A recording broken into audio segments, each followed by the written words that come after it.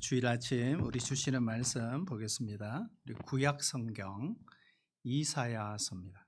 구약 성경 이사야서 49장. 이사야서 49장 14절로 19절까지입니다. 우리 교독으로 우리 한 절씩 나누어서 읽고요. 우리 19절 합독하도록 하겠습니다. 구약 성경 1029쪽에 있습니다. 49장 14절입니다. 오직 시온이 이르기를 여호와께서 나를 버리시며 주께서 나를 잊으셨다 하였거니와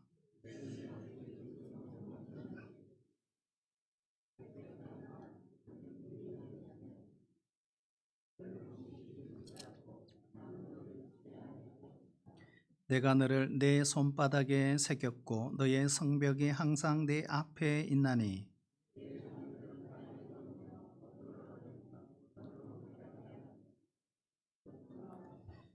내 눈이 눈을 들어 사방을 보라. 그들이 다 모여 내게로 오느니라. 나 여호와가 이르노라.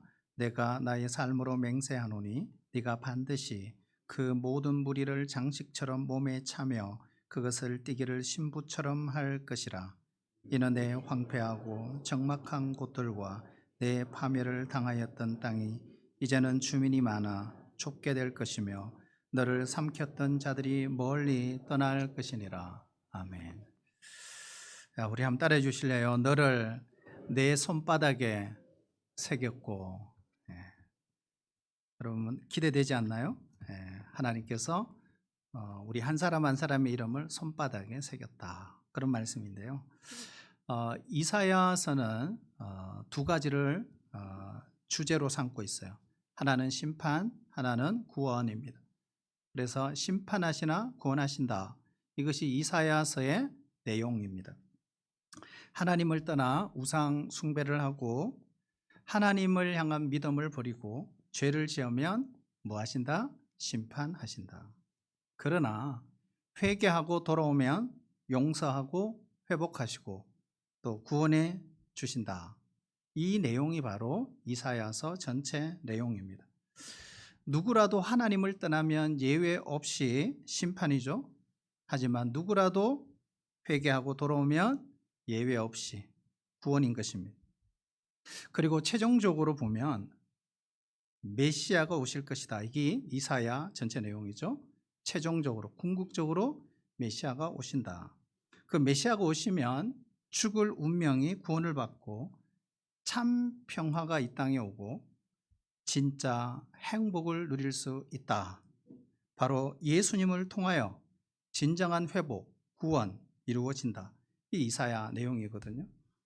1장에서 35장까지 보면 심판의 메시지, 36장에서 39장은 역사, 스토리, 40장에서 66장까지 바로 구원의 메시지, 회복의 메시지입니다.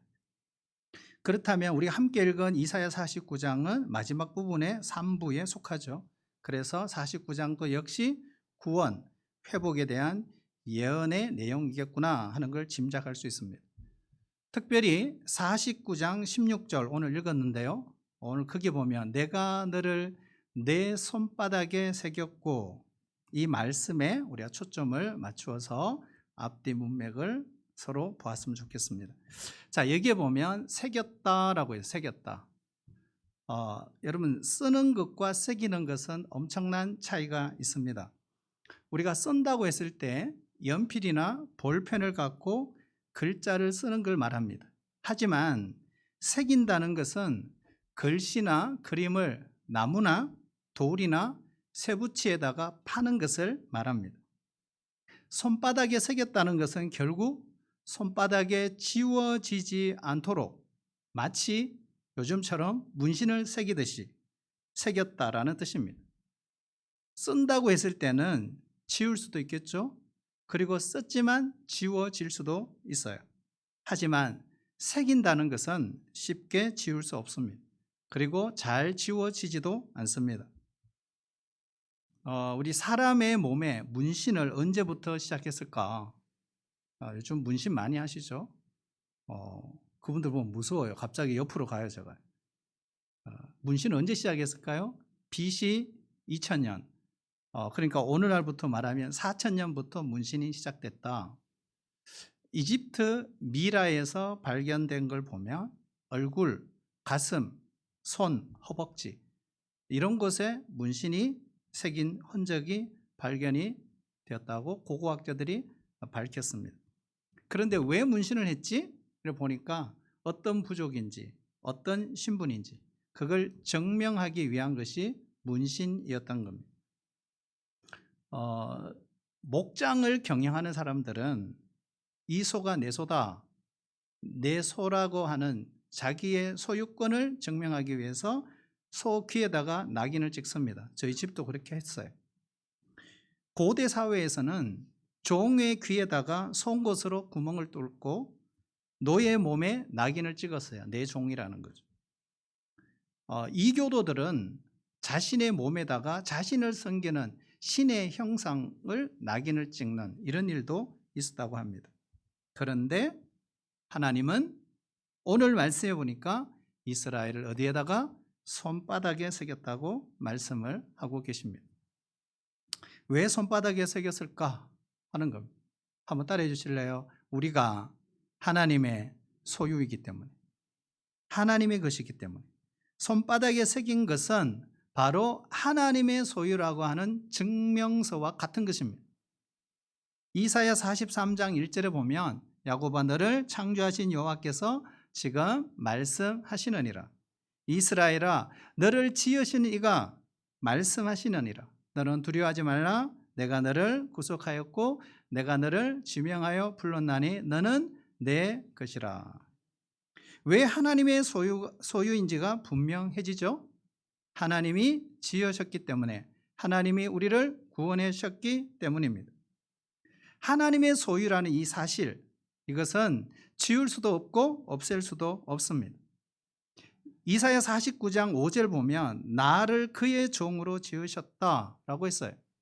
7절은 그가 너를 택하셨다. 26절에서는 여호와는 내 구원자, 내 구속자라고 했습니다. 하나님이 우리를 지으시고 구원하셨다는 사실을 다양한 표현으로 강조를 하고 있는 것입니다. 손바닥은 가까이에서 늘 볼 수 있습니다. 그리고 그 하나님의 손은 크고 강하십니다. 그래서 사람의 손바닥에 새기는 것은 아무런 의미가 없죠. 지워지죠. 죽으면 썩어요. 그러나 하나님의 손은 다릅니다. 강한 손, 영원한 손, 전능한 손, 압도하는 능력의 손입니다. 에스라 7장 28절에 보면 내 하나님 여호와의 손이 내 위에 있으므로 내가 힘을 얻었다라고 에스라가 학사 에스라, 모세오경 전문가 에스라가 고백을 했어요. 포로교양 공동체 70년 뒤에 고향으로 돌아왔을 때 이스라엘 민족의 지도자들과 그 사람들을 다스릴 때 하나님의 손이 나와 함께 했다라고 그는 기록을 하고 있는 것입니다. 다윗도 마찬가지입니다. 시편 139편 10절에 보면 이렇게 말해요. 거기서도 주의 손이 나를 인도하시며 주의 오른손이 나를 붙드시리다 라고 했어요. 거기서도라는 거기서도가 어딜까? 7절, 8절, 9절 계속 보면 다윗이 말한 거기 어딜까요? 하늘, 스올, 바다 끝 이렇게 표현하고 있어요. 다시 말하면 이 세상 어디에서든지라는 뜻입니다. 시간과 공간을 초월해서 언제 어디서나 함께 하신다는 것입니다. 그리고 인도하시고 지켜주신다. 사도 베드로는 이 하나님의 손을 이렇게 표현하고 있어요. 베드로전서 5장 6절에 보면 하나님의 능하신 손이라고 했습니다. 그렇다면 그 능하신 손에 내 이름을 새겼다라는 이 사실, 이것을 우리가 어떻게 이해하고 받아들여야 될까 하는 것입니다. 한번 따를까요? 하나님의 소유를 버리거나 포기하지 않는다. 이런 뜻입니다. 손바닥에 저와 여러분의 이름을 새겼다. 이 뜻은 너는 내 소유인데 이 소유를 결코 버리지 않고 포기하지 않는다라는 뜻입니다. 누가복음 15장 여기 보면 하나 예를 들었어요. 진짜 그러냐? 진짜 그렇다. 누가복음 15장에 보면 세 가지 비유가 나옵니다. 첫 번째, 잃어버린 양을 찾는 비유입니다. 100마리 양 가운데 한 마리 양을 잃어버린 목자가 있었어요. 99마리 그대로 둔 채 찾아 나섰습니다. 어떻게 됐을까요? 찾았어요. 그래서 양을 어깨에 목에 걸치고 왔어요. 너무너무 기뻤어요. 그리고 친구들을, 동네 이웃들을 다 불러 잔치를 했다라고 했어요. 그리고 두 번째 비유가 이런 드라크마 비유를 찾는 비유입니다. 드라크마는 당시 헬라 당시 동전, 요즘 말하면 100원짜리, 500원짜리 이렇게 동전으로 생각하면 됩니다. 이 동전은 노동자 하루 품삯. 잃어버린 드라크마를 찾았어요. 찾은 뒤 어떻게 해서요? 역시 잔치를 열었다라고 되어 있어요. 그런데 이 두 비유의 핵심이 뭘까요? 양입니까? 드라크마입니까? 아닙니다. 그 비유 끝부분에 가보면 이렇게 말해요. 이와 같이 죄인 한 사람이 회개하면 하늘에서 회개할 것 없는 의인 99으로 말미암아 기뻐하는 것보다 더 하리라. 이렇게 되어 있어요. 결국 양이나 드라크마를 찾는 것은 결국 죄인을 찾는 이야기, 이렇게 볼 수 있어요. 세 번째 비유가 뭘까요? 우리가 잘 아는 아버지를 떠난 둘째 아들, 돌탕 비유, 돌아온 탕자 비유입니다. 제 멋대로, 지 뜻대로 아버지를 떠난 아들. 아버지는 앞에 두 비유처럼 양이나 드라크마처럼 찾아 나서지를 않아서, 이게 특징입니다. 이 비유의 특징. 이유가 뭘까? 둘째 아들이 스스로 결단하고 돌아올 수 있는 자유의지가 있었기 때문입니다. 중요한 것은 이 아버지가 돌아올 때까지 참고 기다렸다는 거예요. 그리고 돌아온 그 아들의 잘못, 실수, 오류, 용서하고 역시 잔치를 열었습니다. 죽었다가 살아났으며 잃었다가 얻었다. 즐거워하고 기뻐하는 것이 마땅하다 하고 잔치를 열었던 거예요. 자, 이 비유에서 아버지는 누굽니까? 바로 하나님. 잃어버린 양, 잃어버린 드라크마, 둘째 아들 다 누구예요? 죄인을 의미합니다. 찾으시는 하나님. 돌아오면 기뻐하고 잔치를 베푸시는 하나님의 모습을 우리가 얼마든지 발견을 할 수 있습니다. 그러나 떠나고 돌아오지 않고 등 돌리면 내버려 두시죠. 버리시는 하나님. 이 모습도 우리가 찾아볼 수 있습니다. 성경에 이런 스토리들이 많아요. 대표적으로 보면 삼손을 예를 들어 보겠습니다. 가나안 땅을 정복한 요수아, 죽고 난 이후 사울, 이스라엘의 1대 왕이 되기 전 그 사이 기간이 350년입니다. 그 사이 기간 동안 이스라엘의 정치와 경제와 군사와 믿음을 책임지고 다스렸던 사람들, 우리는 그들을 사사라고 부릅니다. 첫 번째 사사가 누구죠? 온니엘. 마지막 사사가 삼손. 그래서 사사기에는 총 12명의 사사가 등장하고 있습니다. 그들이 이스라엘 민족을 다스렸습니다. 그 삼손 이야기를 보면 분량이 많아요. 사사기 13장, 14장, 15장, 16장 무려 4장을 할애하고 있습니다. 그의 출생, 그의 결혼, 그의 활동, 최후까지 아주 구체적으로 상세하게 기록을 하고 있습니다. 삼손은 하나님의 은혜로 태어난 구별된 사람이었습니다. 불임 가정이었는데 어느 날 하나님께서 천사를 통해 그 부모에게 약속을 합니다. 어떻게 해요? 아들을 낳게 해주겠다. 임신 기간 동안에 포도주나 독주를 마시지 말라. 부정한 음식 먹지 말라. 아들을 낳게 되면 그 아들 머리 깎지 마라. 네 아들은 거룩하게 구별된 사람이다. 누구죠? 이걸 뭐라 그러죠? 나실린. 그래서 그는 태어날 때부터 태중에서부터 나실린 삼손이었습니다. 청년 삼손. 어느 날 블레셋 여자에게 눈이 꽂혔어요. 아름답고 매력 넘치는 여인. 그런데 문제는 그 당시 블레셋, 이스라엘의 원수, 우상을 숭배하는 부족, 결혼하면 안 되는 여자였습니다. 그런데 그의 부모가 만류하죠. 성경에 보면. 그런데 삼손은 뿌리칩니다. 그녀와 결혼했죠. 결혼을 잘못한 거예요. 그걸로 끝난 것이 아닙니다. 기생을 보고 그에게 들어갔어요. 성적 타락의 시작입니다. 그런가 하면 우리가 잘 아는 드릴라는 여인의 유혹에 빠져 향락을 일삼는 삼손. 드릴라 역시 기생. 그는 하나님을 떠났습니다. 하나님을 모르는 여자와 결혼하고 기생집을 드나들고 독주를 마시고, 여러분 그 결과 어떻게 됐을까요? 결과 머리가 깎이고 두 눈이 뽑히고 블레셋 사람들이 내린 형벌 뭡니까? 감옥에서 맷돌을 돌리는 노예 신세가 됩니다. 이 상황을 보면서도 사사기 기자는 이 상황을 이렇게 표현하고 있어요. 사사기 16장 20절을 보면 여호와께서 이미 자기를 떠나신 줄을 깨닫지 못하였더라. 이런 일을 당하면서도 결국 비참한 최후를 맞아야 했습니다.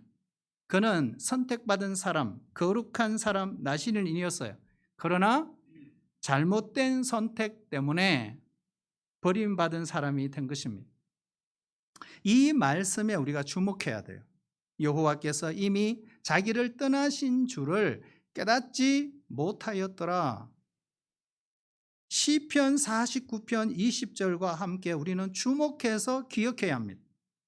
종기 하나 깨닫지 못하는 사람은 멸망하는 짐승과 같도다. 삼손은 종기한 사람, 힘 있는 사람, 구별된 사람, 나실인이었습니다. 그러나 깨닫지 못해 짐승처럼 울부짖으면서 죽었어요. 우리가 또 한 사람의 예를 들면 12제자 가운데 가룟 유다라는 사람이 있죠. 특별히 그는 선택받은 사람이었고 재정을 담당하는 제자입니다. 그가 선생님을 팔았어요. 돈을 받고 팔았어요. 선생을 배신했습니다. 그의 종말 비참했죠. 유다가 은을 성소에 내 던지고 물러가서 스스로 목매어 죽었더라. 성경 그렇게 이야기합니다. 사도행전 1장에 보면 배가 창자가 터져 죽었다 이렇게 말씀합니다. 제자가 됐더라도 요직을 맡았더라도 유다처럼 살면 유다처럼 된다는 경고의 메시지인 것입니다. 그렇다면 중요한 건 우리죠, 우리. 자, 하나님께서 손바닥에 새긴 사람들, 그 사람들에게 주시는 축복이 있다 이 말입니다. 그 축복이 뭘까요? 자, 15절. 우리 같이 한번 읽어볼까요? 15절 시작. 여인이 어찌 그 젖먹는 자식을 잊겠으며 자기 태에서 난 아들을 긍휼히 않겠느냐. 그들은 혹시 잊을지라도 나는 너를 잊지 아니할 것이라. 아멘. 따라볼까요? 나는 너를 잊지 아니할 것이다. 하나님이 잊지 않으신다. 그런 이야기죠. 잊지 않기 위해 저와 여러분의 이름을 하나님의 손바닥에 새겼는데 어떻게 그 하나님께서 우리를 잊겠습니까?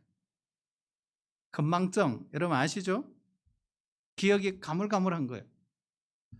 제가 그저께 누워서 어제 저녁에 뭘 먹었지? 뭘 먹었는지 아무리 생각 기억이 안 나요. 그래서 그날 점심때쯤 닭갈비를 먹었구나 생각이 나더라고요. 이미 때는 늦었어요. 여러분 치매라는 게 있죠. 치매는 좀 다르죠. 건망증이 겹겹이 쌓이게 되면 말과 행동의 균형을 잃어버리죠. 비정상적으로 변하는 것입니다. 그래서 사람에게는요, 두 가지 능력이 있다 그러잖아요. 기억하는 능력과 기억한 것을 잃어버리는 능력. 두 가지 다 능력이에요. 그런데 감사한 것은 우리가 적당하게 잃어버리는 것도 복이다. 이런 생각을 할 수 있어요. 왜요? 예를 들어서 가족관계, 대인관계, 받은 상처되는 일, 이거 잊어버려야죠. 이거 계속 기억하면 여러분 얼마나 힘들겠어요. 나쁜 기억들 잃어버릴수록 좋잖아요. 그러나 여러분, 예수님을 잃어버리지 않기를 축복합니다. 믿음을 잃어버리면 큰일 나는 거죠. 숨을 거두는 순간까지 우리는 예수님을 잃어버리지 말아야 합니다. 예수가 누구야? 예수는 모른다. 이거는 영적 침해죠. 최악의 침해죠. 그러나 하나님은 나를 잊지 않으신다 그랬어요.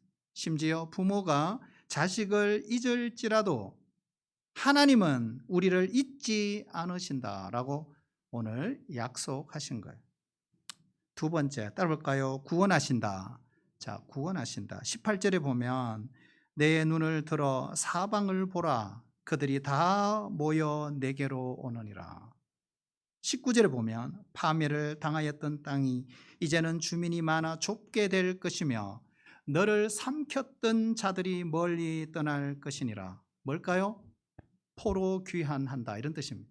그러니까 이스라엘 백성들 바벨론 유수 언제부터죠? 요시야, 요아스, 요야킴, 요야긴, 시드기야. 그러니까 여호야킴 시대부터, 그죠? 바벨론 유수, 포로 유수가 생기죠. 그러다가 70년 후에 예레미야 예언대로 돌아옵니다. 그죠? 그 이야기입니다. 돌아온다. 그래서 포로 생활 끝내고 돌아온다는 것이고, 폐허가 되고 황무지가 되었던 그 땅 어떻게 해요? 회복된다. 너희들 괴롭혔던 적들 다 떠나가게 될 것이다. 이 약속이죠. 우리가 예언서를 읽을 때 예언서에 두 가지 예언에는 렌즈가 있어야 돼요. 첫 번째 뭘까요? 하나는 현실을 조준하는 렌즈. 그러니까 예언서 전체는 일단은 현실을 이야기한다. 이게 예언서죠. 그 다음에 두 번째는 뭘까요? 종말을 예언한다. 이 두 가지 렌즈를 끼고 성경을 봐야 제대로 보이는 거죠. 감다포, 예수님께서 감난산 강론하실 때도 마찬가지죠.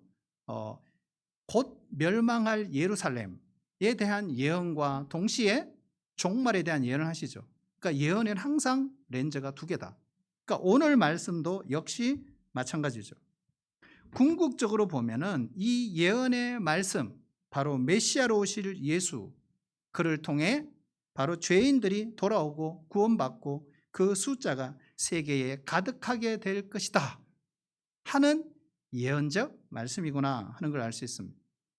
이 본문을 우리 존 칼빈은 이렇게 해석합니다. 장차 교회가 전 세계에 가득하게 될 것을 가르치는 것이다, 이렇게 해석을 하고 있어요. 전 세계 기독교인의 수 우리 찾아보면 24억 정도 이렇게 돼 있어요. 우리 한국 기독교인의 수는 얼마일까요? 1000만? 800만? 600만일까요? 정확하진 않습니다. 어쨌든 예수 한 사람, 12제자로 시작된 기독교 전 세계로 퍼졌습니다. 그런데 여러분, 숫자보다 더 중요한 것이 있어요. 바로 영혼을 살렸고 살리고 있고 앞으로도 살릴 것입니다. 그러므로 예수는 뭘까요? 개인을 살려요. 가정을 회복시켜요. 가정을 구원합니다. 우리 국가 공동체를 회복시킬 겁니다. 그래서 우리 인생의 답, 우리 가정의 답, 우리 민족의 답은 바로 예수 그리스도입니다. 왜요? 예수가 소망이니까. 예수가 능력이니까. 여러분 믿으세요?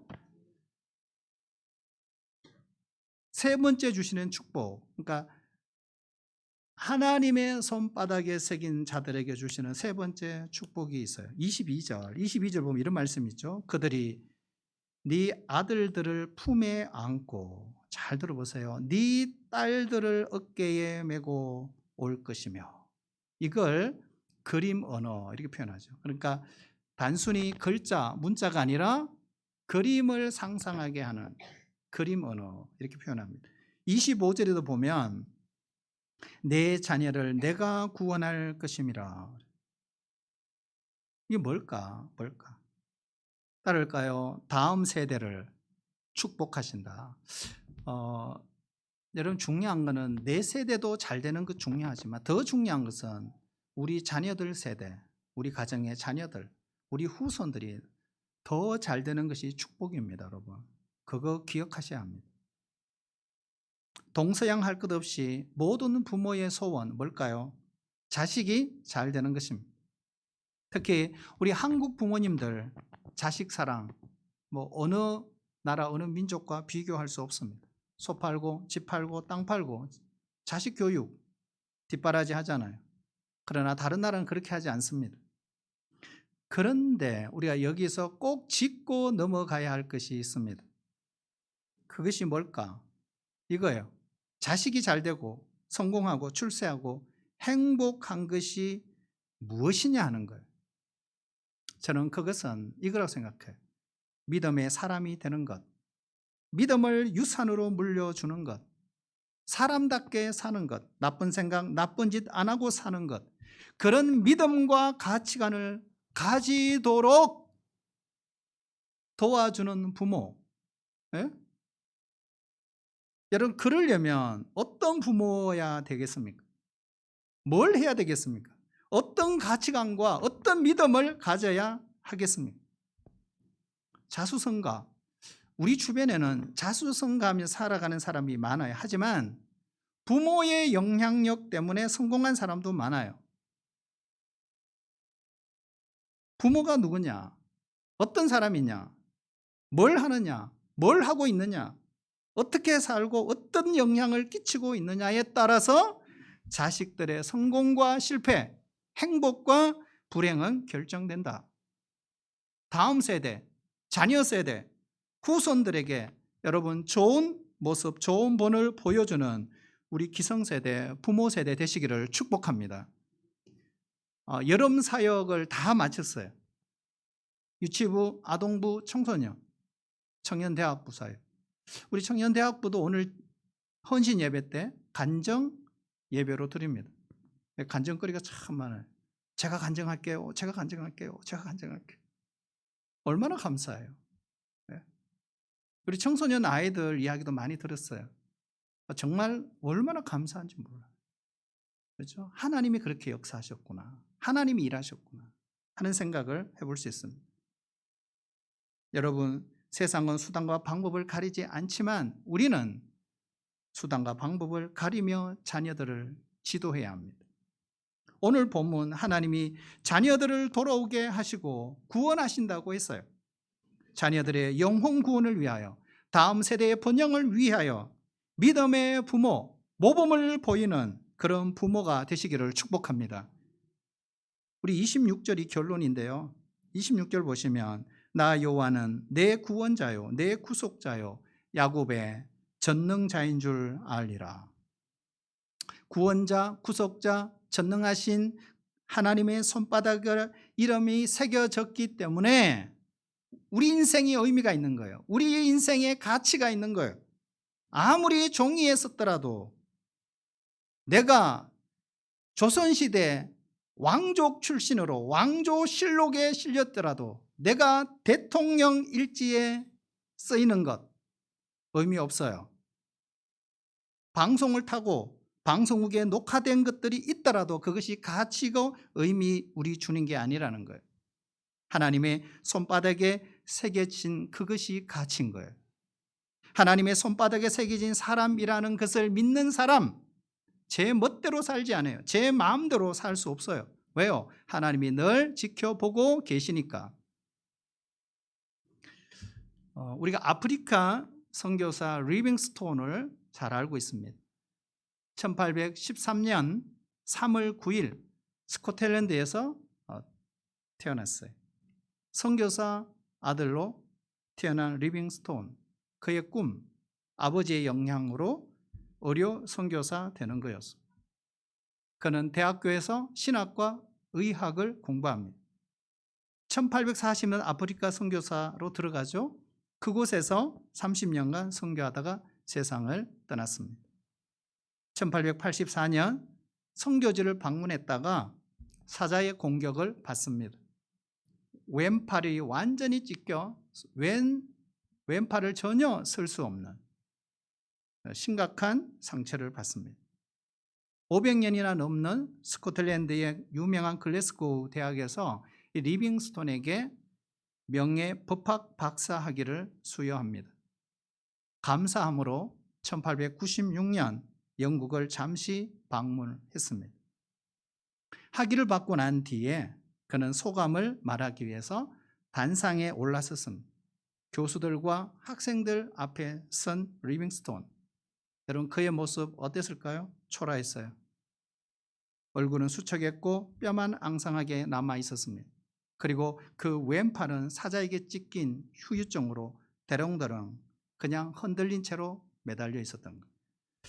그 자리에서 리빙스톤은 이렇게 감사의 인사의 말을 했습니다. 저는 다시 아프리카로 돌아가겠습니다. 여러분은 아마 숱한 유랑과 고독과 아픔과 절망 속에서도 지금까지 저를 붙들어 온 힘이 무엇인지 궁금하리라고 생각합니다. 그것은 바로 볼지어다 내가 세상 끝날까지 너희와 항상 함께 있으리라고 하신 말씀입니다. 저는 이 말씀에 저의 인생을 걸었습니다. 그리고 그 말씀은 절망 속에서 나를 낙담하지 않도록 저를 붙잡아 주었습니다. 그는 다시 아프리카로 들어가 그곳에서 삶을 마쳤습니다. 내가 너와 함께 있으리라는 이 말씀과 내가 너를 손바닥에 새겼다라고 하는 이 말씀은 같은 의미를 담고 있습니다. 무슨 말일까요? 리빙스톤은 하나님이 자신의 이름을 손바닥에 새겼다는 사실을 믿은 사람이에요. 그래서 아프리카로 다시 그는 들어간 것입니다. 왜? 하나님은 손바닥에 이름을 새기시고 마치 집착한 것처럼 그렇게 하시지. 왜 그럴까요? 이유가 있어요. 우리를 창조하셨기 때문입니다. 우리를 구원하셨기 때문입니다. 하나님의 것이기 때문에 그렇습니다. 이사야 43장 1절 읽어드렸잖아요. 내가 너를 창조했다. 내가 너를 구원했다. 내가 너를 지명했다. 그래서 너는 내 것이다. 내가 너를 손바닥에 새겼다. 말씀을 준비하면서 이 말씀이 오늘 나와 무슨 상관이 있을까? 그래서 저는 이렇게 이해를 해봤어요. 하나님 마음으로. 조목사야, 너는 내 것이다. 내가 너를 불렀고 구원했고 종을 만들었다. 너는 내 것이니까 네 마음대로, 네 뜻대로, 네 고집대로 살면 안 된다. 내 손바닥을 볼 때마다 네 이름이 떠오르고 내 모습이 떠오른다. 그런 너를 내가 어떻게 있겠으며 모른 척 할 수 있겠느냐. 걱정하지 마라. 내가 너를 지키고 보호하고 함께하고 도와주겠다. 이 뜻으로 저는 해석을 했어요. 그런데 이렇게 제가 대답을 했어요. 주님, 맞습니다. 옳습니다. 저는 제 것이 아닙니다. 제 뜻대로 못합니다. 제 마음대로 못합니다. 그렇게 하면 안 됩니다. 알고 있습니다. 주님, 특별히 제 이름을 지우지 마십시오. 주님 손바닥에 제 이름을 지우시면 저는 다 끝장납니다. 결론으로 두 구절 말씀 여러분에게 소개하고 끝을 맺겠습니다. 첫 번째 구절은 여호수아 1장 5절입니다. 내가 너를 떠나지 아니하며 버리지 아니하리라. 두 번째 구절은 이사야 41장 9절입니다. 너는 나의 종이라. 내가 너를 택하고 싫어하여 버리지 아니하였다. 떠나지 않는다. 버리지 않는다. 싫어하지 않는다는 것입니다. 왜요? 하나님의 것이기 때문에. 우리의 확신, 고백이 필요합니다. 하나님은 창조주시다. 나의 구원자이시다. 나는 하나님의 소유다. 내 이름은 하나님의 손바닥에 새겨져 있다. 아멘. 기도하시겠습니다. 하나님 아버지, 자기 백성을 변함없이 영원히 사랑하시는 하나님 감사합니다. 손바닥에 문신을 새기듯이 하나님은 우리를 영원한 소유로 삼으시고 결코 자신의 언약 백성을 잊지 않으심을 감사합니다. 우리 모두 이후로 하나님의 그 사랑에 반응하며 살아갈 수 있도록 힘을 주시고 도와주시옵소서. 예수님의 이름으로 기도하옵나이다. 아멘.